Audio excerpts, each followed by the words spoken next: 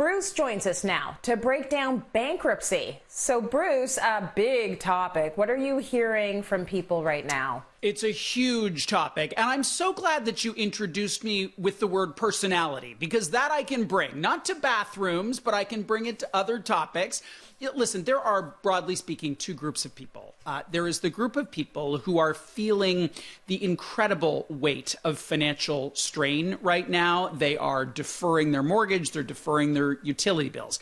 And then there's a group of people who are mostly fine. And their biggest concern right now is why can't they book a winter holiday, right? Because, who knows when the borders are going to be open. So I think our focus is going to be for those people who are dealing with the financial strain. They are stressed, they are exhausted, they are afraid. And so let's have this conversation be about them. And bankruptcy is an idea that some people are actively starting to think about because their financial situation is so difficult and so stressful. Just the word bankruptcy, I can feel my heart beating faster.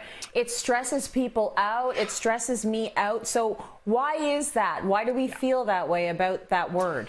We get the definition wrong. So we hear the word and we think, oh, bankruptcy, that means I'm a terrible person. I am terrible with money. I'm bad. I'm horrible. I looked up the definition. It says none of those things. It actually makes no commentary on your character whatsoever. So I looked it up. Bankruptcy permits an honest debtor who has been unfortunate to make a fresh start. This is really about financial relief. And yeah, there's a fair amount of stigma associated with it. It's a tough enough process already. Let's not layer on the shame to it, because that's not what it is. No, it's one of a number of options that you might pursue to deal with an overwhelming level of debt. Okay, so what is the first step then in the process?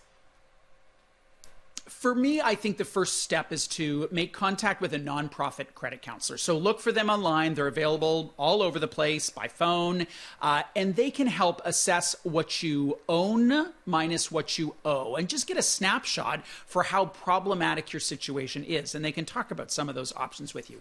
If a bankruptcy filing does seem to be the most logical option, they can connect you with someone called a licensed insolvency trustee. The important distinction is that is a for-profit world. They're like an accountant or a lawyer. They're providing a service. The creditors pay them to take you through this process, but that's the next step. Okay, so you've taken the first step, but first you have to decide, you also have to decide how you're going to file for bankruptcy. So, like, what happens next? Yeah. So you begin this legal process and basically you surrender all of your assets. So you put it all out there. If you're looking at a bankruptcy filing, you don't likely have gazillions of dollars, and it doesn't necessarily mean that you will lose your home. So people who have a large amount of equity, that home might need to be sold. But if you don't have a lot of equity, it may not mean that it has to be sold. There are also exemptions, and what those exemptions are depend in large part on where you live. But it's things like clothing, household furnishings, a car up to a particular value. So what they're looking for is an ability for the debtor to still have a life, right? The idea here is a fresh start. So you don't want to take every single thing again. It's going to be very, very hard to have a fresh start. But they also want to make sure that the assets are distributed to creditors so that at least they get paid something. Okay, so what are the other options? Because you say bankruptcy isn't the only route that you might want to consider. What else is out there? So you may have assets that you have been really unwilling to sell.